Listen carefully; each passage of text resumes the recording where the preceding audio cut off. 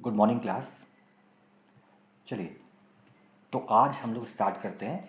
अच्छा हाँ, आपका ना जो थर्ड जो क्लास था उसका रिकॉर्डिंग नहीं हो पाया है, तो शायद आप लोगों को चैनल पर वो नहीं मिल पाया होगा आपके ग्रुप में वीडियो। तो हम लोग उसको अगर लगेगा तो दोबारा डिस्कस कर लेंगे। तो आज स्टार्ट करते हैं प्लैनेट्स और कारकत्स। क्यों पढ़ना है समझ लेते हैं। होता क्या है बेसिकली कि हर प्लैनेट के अपने कुछ कारकत्व होते हैं। तो हम केवल हाउसेस के सहारे प्रेडिक्शन नहीं कर सकते, हमें ग्रहों को भी विचार कर लेना चाहिए। आगे समझेंगे कैसे काम करते हैं, क्या होता है। चलिए तो शुरू करते हैं। पहला ग्रह, नवग्रह में पहला ग्रह है सूर्य, जिसे सिंह राशि यानी कि लियो राशि मिली है और इसे नवग्रह में पिता का दर्जा प्राप्त है। देखते हैं सूर्य से किन किन चीजों का विचार करना चाहिए। फादर से संबंधित चीजों का विचार हमें सूर्य से करना चाहिए। सूर्य कारक है सोल का, यानी कि सूर्य को आत्मा का कारक कहा जाता है, इसलिए व्यक्ति अंदर से कैसा है, किस तरह का है, इसका विचार भी हम सूर्य से कर सकते हैं। आगे बढ़ते हैं। सूर्य कारक है ओवरऑल हेल्थ का। हो सकता है आपको कुंडली में बीमारी की वजह ना दिख रही हो, लेकिन अगर सूर्य कमजोर है या एफ्लिक्टेड है तो हो सकता है सूर्य ही बीमारी का कारण हो। फिर है फेम, पावर, अथॉरिटी। जब इन चीजों की बात आती है, वर्चस्व की बात आती है, तो उसका कारक भी सूर्य कहलाता है। ट्रेवल इन माउंटेन, अब इसका क्या मतलब है। देखिए, तीसरे हाउस की दशा अंतरदशा चल रही है लॉर्ड की, और तीसरा हाउस है शॉर्ट जर्नी का, डिस्टेंस, शॉर्ट डिस्टेंस का। तो गोचर में सूर्य से संबंध हुआ तीसरे घर का, तो आपका मन होगा कि घूमने के लिए माउंटेन्स वाले एरिया पे चलते हैं।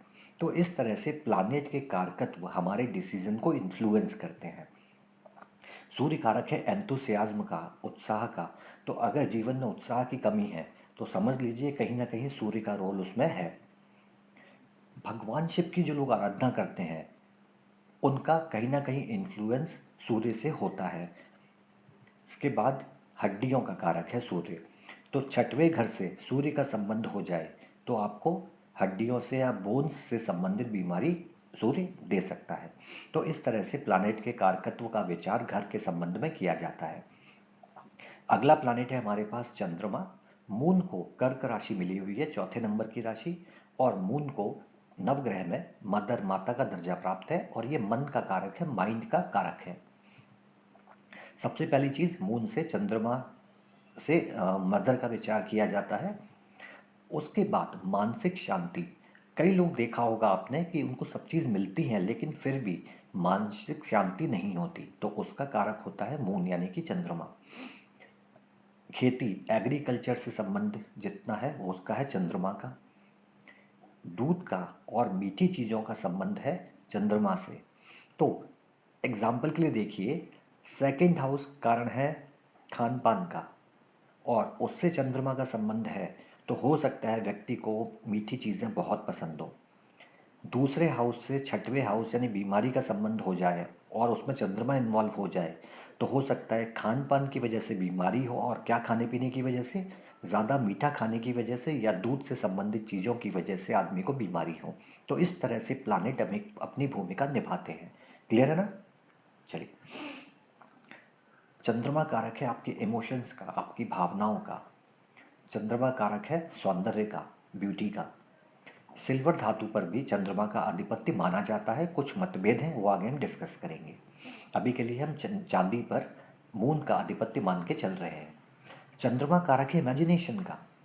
तो अगर चंद्रमा अच्छा है तो व्यक्ति बहुत इमेजिनेटिव होगा, और यही चंद्रमा अगर कुंडली में खराब स्थिति में है तो ऐसा जातक केवल इमेजिनेशन में खोया रहेगा, अपना ज़्यादातर समय केवल सोचने में स्पेंड करेगा, एक्ट नहीं करेगा। तो इट डिपेंड्स कि ग्रह की स्थिति क्या है। आगे बढ़ते हैं। तीसरा ग्रह हमारे पास है मंगल, मार्स। मंगल को दो राशियां मिली है, पहली राशि मेष और आठवीं राशि वृश्चिक। मंगल को नवग्रहों में सेनापति, कमांडर का दर्जा प्राप्त है। आइए देखते हैं मंगल से किन चीजों पर विचार किया जाता है। देखिए, जैसा नाम से दिखता है, करेज और स्ट्रेंथ। करेज मतलब आपकी मानसिक शक्ति कितनी है, और स्ट्रेंथ मतलब आपकी फिजिकल शक्ति कितनी है, यानी कि मेंटल और फिजिकल स्ट्रेंथ जो है वो मंगल से देखी जाती है। मंगल कारक है आपके छोटे भाई बहनों का। मंगल कारक है एक्सीडेंट का, मंगल कारक है एनिमीज का और चोरी का। तो अगर मंगल आपकी कुंडली में स्ट्रांग है और योग कारक है तो आप शत्रुओं पर विजय पालेंगे क्योंकि सेनापति है। पर यही सेनापति अगर कमजोर है और आपके लिए मारक है तो शत्रु आपके ऊपर विजय पाएंगे। मंगल कारक है सेमेन का। बेसिकली जब ये ग्रंथ लिखे गए तब वीर्य को बल और पराक्रम से जोड़ के देखा गया था क्योंकि ये एक शक्ति का स्रोत है। पर चूंकि आज की डेट में भी हम वीर्य से संबंधित चीजों के लिए मंगल का विचार करते हैं। ऐसी जमीन जो रियल एस्टेट से संबंधित है यानी कि जमीन जायदाद संपत्ति से संबंधित है, ऐसी जमीन का कारक भी मंगल होता है। तो जब जमीन खरीदने और बेचने की बात करते हैं तो मंगल पर विचार किया जाना चाहिए। मंगल कारक है लोन्स का। अच्छा मंगल है तो आपको लोन्स दिलवाएगा। छठवां घर खराब है, उससे मंगल का संबंध हो गया खराब संबंध। आपका बिजनेस है तो आपको बैंक से लोन नहीं मिलेगा क्योंकि छठवां घर होता है लोन का कारक। तो आपको कर्ज देने में परेशानी आएगी, ऊपर से मंगल खराब, ये भी कारक है लोन का।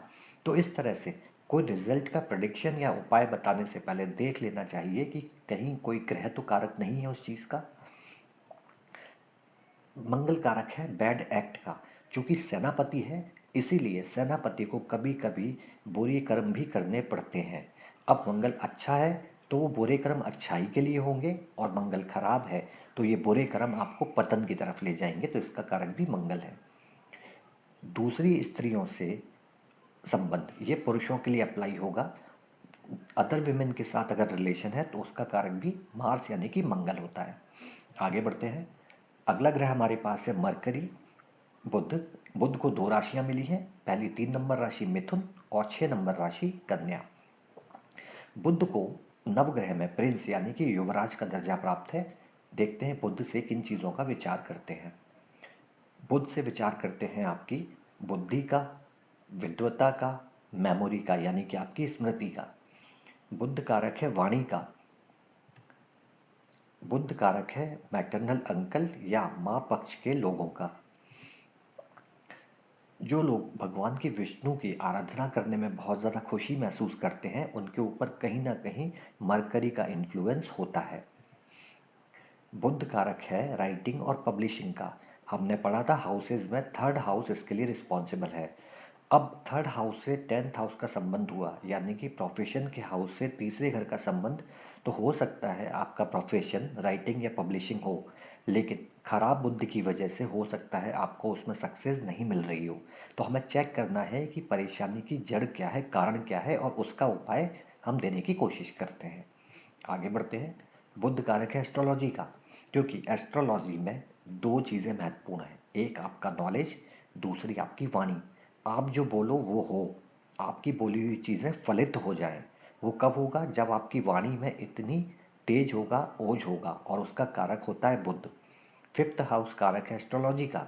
तो 5th हाउस से बुध का संबंध अच्छा बन जाए तो कहने ही क्या। और साथ में अगर एक गुरु का सपोर्ट और मिल जाए तो व्यक्ति बहुत अच्छा एस्ट्रोलॉजर बन सकता है। इंटरप्रिटेशन में हम समझेंगे। बुध कारक है बैंक का, फाइनेंस का और सब्जेक्ट में मैथ्स का। तो बेसिकली जिन लोगों का बुध अच्छा है वो बैंकिंग में, फाइनेंस फील्ड में और मैथ्स से जुड़ी हुई चीज़ों में अच्छे हो सकते हैं। चूंकि हमने राशियों में पढ़ा है, जो लास्ट लेक्चर जो रिकॉर्ड नहीं हुआ है आपको याद होगा, तो मिथुन राशि की एक विशेषता है, जो हमने यहाँ बुध की पहली राशि है मिथुन, इसकी ये विशेषता थी कि ये ऐसे जातक थोड़े जॉवियल मजाक मस्ती करने वाले होते हैं। और बुध कारक है बुद्धि का, पहली चीज। दूसरा कारक है स्पीच का। तो बुद्धि से बोलना, और वो भी हंसते हुए, मजाक करते हुए। तो आपने हास्य व्यंग जो सुना होगा, तो ऐसे लोग सटायर में बहुत वर्चस्व होता है उनका। ऐसे बोलते हैं तो सामने वाले को बुरा भी ना लगे और हंस के अपनी बात बोल देते हैं। दूसरा, तार्किक क्षमता बहुत अच्छी होती है, डिबेट बहुत अच्छा करते हैं, चूंकि बुध कारक है स्पीच का। आई होप ये क्लियर होगा कि कारकत्व कैसे काम करते हैं। आगे बढ़ते हैं। अगला ग्रह गुरु। गुरु को दो राशियां मिली हैं, एक 9वें नंबर की राशि धनु और 12वें नंबर की राशि मीन। और नवग्रह में गुरु को आचार्य का पद प्राप्त है। अब याद रखिए, गुरु एक ऐसा प्लानिट है जिसको बहुत इंपॉर्टेंट प्लानिट माना जाता है, क्योंकि आगे एग्जाम्पल में हम देखेंगे कि ऐसी कुंडलियां भी हैं जहां केवल एक ग्रह गुरु ने पूरी जिंदगी बना के रखी है इंसान की, बाकी पूरी कुंडली अस्त व्यस्त है। गुरु में इतनी ताकत है कि कुंडली, आधी कुंडली को अकेले ही मैनेज कर सकता है। आगे समझेंगे हम डिटेल में। देखते हैं गुरु से मूलतः किन चीजों का विचार किया जाता है। नॉलेज का विचार, ज्ञान का विचार, क्योंकि आचार्य है। गुरु है कारक संपन्नता का, पूरी जिंदगी भर प्रॉस्पेरिटी का जो कारक है वो गुरु है। गुरु कारक है संतान का। और याद रखिए ये मेन इंपॉर्टेंट चीज, जब आप फीमेल कुंडली देखेंगे तो पति का विचार गुरु से करेंगे। फीमेल कुंडली में पति का विचार गुरु से किया जाता है। गुरु कारक है विद्वता का, इंटेलिजेंस का। और टीचिंग संबंधी जो जॉब प्रोफेशन होंगे उसका कारक भी गुरु आता है। बड़े भाई बहनों का विचार गुरु से किया जाता है। गुरु कारक है आध्यात्मिकता का, जो कि आचार्य पद पर विराजमान है। भाग्य का कारक है और नवे हाउस पर भी गुरु का आधिपत्य है। आपके आचरण कैसा होगा, आपका कैरेक्टर कैसा होगा, ये सब भी गुरु की स्थिति पर निर्भर करता है। तो बहुत सारी चीजें हैं जो गुरु से आपको मिलती हैं, जिसमें मेन चीज पहली है आपका फॉर्च्यून यानी कि भाग्य, और एक सबसे महत्वपूर्ण चीज है प्रॉस्पेरिटी यानी कि संपन्नता। तो ये दो महत्वपूर्ण चीज है जो आपको गुरु से मिलती हैं। आगे बढ़ते हैं। अगला प्लैनेट है हमारे पास वीनस। वीनस के पास दो राशियां हैं, वृषभ 2 नंबर की राशि और 7 नंबर की राशि तुला। शुक्र को मंत्री पद प्राप्त है नवग्रह में यानी कि मिनिस्टर का। देखते हैं शुक्र से किन चीजों का विचार किया जाता है। देखिए, मेल कुंडली में यानी कि पुरुषों की कुंडली में पत्नी का विचार करना हो तो शुक्र से किया जाएगा। महिलाओं की कुंडली में पति का विचार गुरु यानी जुपिटर से किया जाएगा। और वहीं पुरुषों की कुंडली में अगर पत्नी का विचार करना है तो स्पेशली शुक्र से किया जाएगा। इसके अलावा शुक्र कारक है मैरिज का और आपकी मैरिड लाइफ का।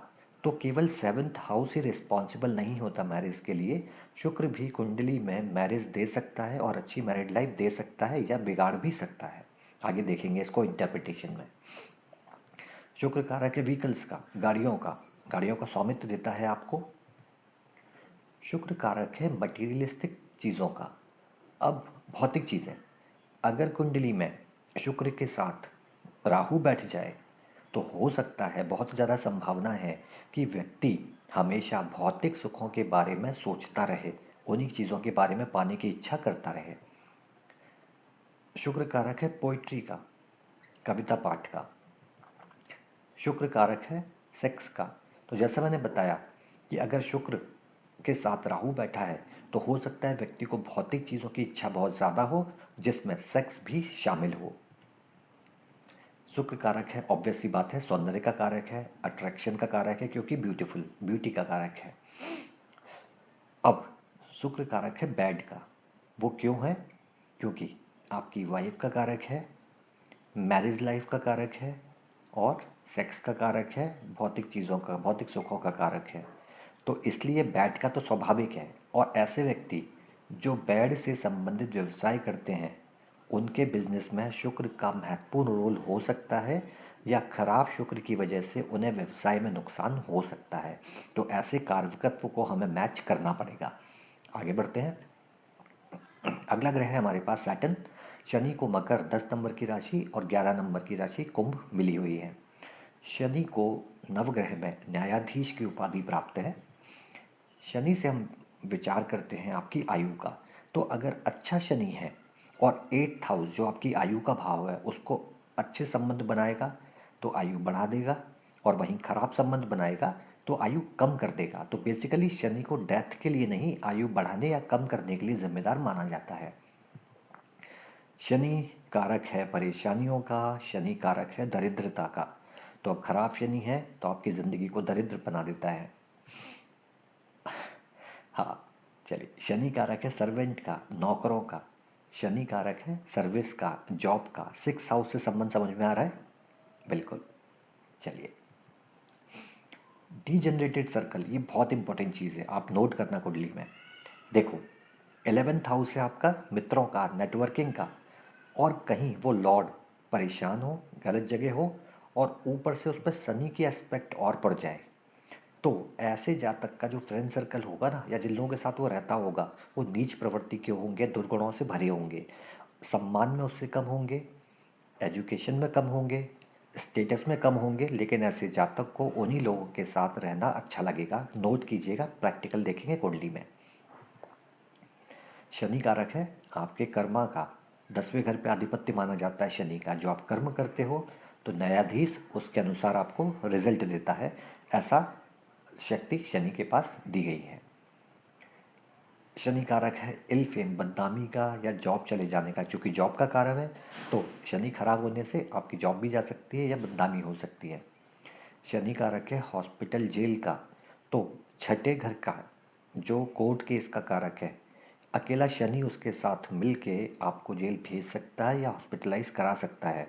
और अगर शनि बहुत अच्छा है, मजबूत है, योग कारक है, तो छठे और 12वें घर का संबंध जो आपको जेल भेजना चाहता है उसको भी रोक सकता है। तो शनि में इतनी शक्ति है कि 6 और 12 के संबंध को कम भी कर सकता है और उनको बढ़ा भी सकता है। अब यहाँ पे हम एग्रीकल्चर इक्विपमेंट की बात कर रहे हैं, ये जमीन से संबंधित नहीं है।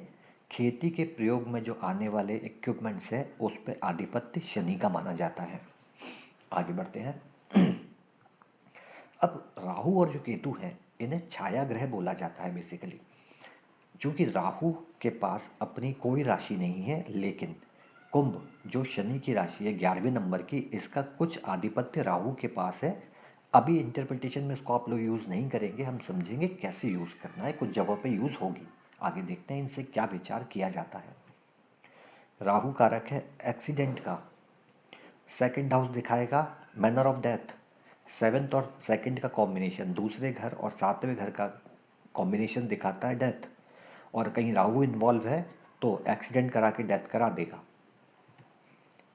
हाँ, राहु कारक है ऑकल्ट का, रहस्य का, जादू, टोना, तंत्र, मंत्र, इन चीजों का कारक राहु है। अब्रॉड का, जरूरी नहीं है कि केवल केवल 12th हाउस आपको विदेश भेजे। कई बार आपको देखने को मिलेगा, या हम प्रैक्टिकल देखेंगे कि अकेले राहु ने अपनी दम पे आदमी को विदेश में सेटल करा दिया। ऐसे एग्जाम्पल मिलेंगे, हमें देखेंगे। राहु कारक है मटीरियलिस्टिक डिजायर का। मैंने आपको बताया था राहु शुक्र के साथ बैठ जाए कुंडली में, ठीक है, तो क्या होगा। शुक्र कारक है मटीरियलिस्टिक चीजों का, भौतिक चीजों का, और इसको चाहिए भौतिक सुख, तो ये उसी बारे में सोचता रहेगा, ध्यान उसी तरफ ले जाएगा। चूंकि छाया ग्रह है ये। अनएक्सपेक्टेड गेन सडन आपको हो जाए तो उसका कारक राहु है, लेकिन साथ में अनएक्सपेक्टेड लॉस का भी कारक बन जाता है। राहु कारक है पॉलिटिक्स का। इसको आगे बहुत अच्छे से समझेंगे, एक छोटा एग्जाम्पल देता हूं। जैसे हमने सुना दूसरा और 7वें घर का संबंध है, डेथ दिखाता है, राहु इन्वॉल्व है, तो हो सकता है डेथ इसलिए हुई एक्सीडेंटल या जो भी, कि वो व्यक्ति राजनीतिक जीवन में कहीं ना कहीं शामिल है, तो राजनीति उसकी मृत्यु की वजह हो सकती है। ऐसे चार्ट हम प्रैक्टिकल देखेंगे कि राहु का रोल क्या रहा उसमें। आगे बढ़ते हैं। केतु भी एक छाया ग्रह है जिसके पास अपनी कोई राशि नहीं है, और वृश्चिक राशि पे कुछ आधिपत्य माना जाता है इसका, जो कि मंगल की राशि है 8 नंबर की। एक चीज और, राहु केतु के लिए अभी हम ये समझेंगे कि वो जिस ग्रह के साथ बैठेंगे, जिस राशि में बैठेंगे, या जिससे संबंध बनाएंगे, उसका तरह का रिजल्ट वो देते हैं। ठीक है, तो देखते हैं केतु से हम क्या एक्सपेक्ट करते हैं। केतु कारक है मोक्ष का। केतु आपको डिटैच कराता है, चीजों से दूर ले जाता है। केतु कारक है पिलग्रिमेज का, तीर्थ स्थान का। 7th हाउस की दशा अंतरदशा चल रही है। अब चूंकि 7th हाउस है आपकी मैरिड लाइफ का, लाइफ पार्टनर का, 7th हाउस है लॉन्ग जर्नी का, तो आपका दशा एक्टिवेट हुई शादी के बाद, तो आपने प्लान किया घूमने जाना है, साथ में गोचर में केतु का संबंध बना, तो आपका प्लान होगा कि अब माउंटेन में नहीं जाना क्योंकि सूर्य का संबंध नहीं है। अब केतु का संबंध, तो आप बोलोगे चलो तीर्थ स्थान या ज्योतिर्लिंग घूम के आते हैं। तो इस तरह से ग्रह हमारी सोच या हमारी चीजों पर असर डालते हैं। बिल्कुल शनि की तरह इल फेम और जॉब लॉस, इसका कारक भी केतु बन जाता है, क्योंकि डिटैच कराता है, आपको चीजों से अलग कराता है। फाइनेंशियल वीकनेस कभी हो तो उसका कारण भी केतु हो सकता है, आर्थिक परेशानियों का। जैसा मैंने बताया डिटैचमेंट, केतु आपको दूर करता है चीजों से। तो इसीलिए मोक्ष का कारक माना जाता है। अगर कुंडली में, मेल कुंडली में केतु शुक्र के साथ है या युति या संबंध कहीं बना रहा है कुछ, तो हो सकता है शादी ना होने दे, या हो सकता है बीबी से अलग करा दे। केतु डिटैचमेंट का कारक है। वहीं सेवंथ हाउस केतु और शुक्र का संबंध मैलेफिक बन जाए तो गारंटी है डिवोर्स करा सकता है। आगे समझेंगे इंटरप्रिटेशन में, पर ये अभी कारकत्व से क्या क्या फर्क हो सकते हैं ये समझ रहे हैं हम, है ना। डिटैचमेंट कराता है तो किससे कराएगा? जहां होगा, जिसके साथ होगा या जिस पे इफेक्ट डाल रहा होगा। केतु मेडिकल और कंसल्टेंसी का भी कारक है। बहुत डीप में नहीं जाऊंगा, क्योंकि केतु जो है वो अश्विनी नक्षत्र का ओनर है, मालिक है। और अश्विनी ब्रदर्स को बोला जाता है कि इनमें हीलिंग पावर होती है। तो इसलिए मेडिकल कंसल्टेंसी को भी केतु का आधिपत्य में माना जाता है। केतु कारक है एस्ट्रोलॉजी का। क्योंकि हीलिंग केवल आप फिजिकल नहीं देते, आप हीलिंग का तरीका दूसरा भी हो सकता है जहां आप लोगों की परेशानियां सॉल्व कर सकते हो। तो इस वजह से केतु को एस्ट्रोलॉजी का भी कारक माना जाता है। तो कुल मिला के ये हमारे 9 ग्रह थे। थोड़ा सा जल्दी जल्दी किया हमने, क्योंकि अभी हम प्रैक्टिस बहुत करेंगे इनकी। ठीक है। थर्ड लेक्चर अगर आपको प्रॉब्लम होगा राशियों से संबंधित और उनके स्वभाव का, तो हम एक बार फिर से रिवाइज कर लेंगे। अभी हमने कारकत्व पढ़े हैं। अच्छा, अगले पार्ट में हम कुछ बेसिक्स देखेंगे, और उसके बाद अगले क्लास में हम एक एग्जाम्पल देखेंगे 7th हाउस से रिलेटेड। बहुत अच्छा एग्जाम्पल है, एकदम सटीक प्रिडिक्शन का। ठीक है। तो चलिए नेक्स्ट क्लास में, अच्छा इसमें कुछ क्वेरीज हो आप लोगों की तो एक बार